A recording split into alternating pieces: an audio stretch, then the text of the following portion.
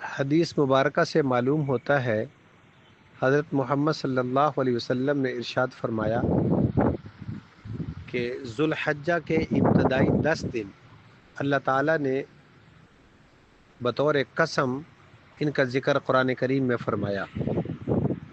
والفجر ولیال عشر والشفع والوتر، فرمایا قسم ہے فجر کی، والشفع والوتر، جفت کی اور طاق کی۔ جو طاق سے مراد مفسرین کرام کے نزدیک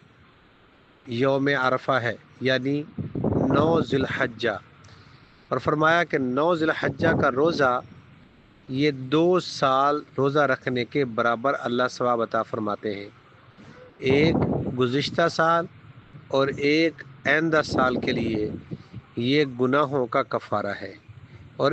ان گناہوں سے مراد صغیرہ گناہ ہے، کبیرہ گناہ توبہ سے معاف ہوتے ہیں۔ اللہ ہم سب کو عمل کی توفیق عطا فرمائے۔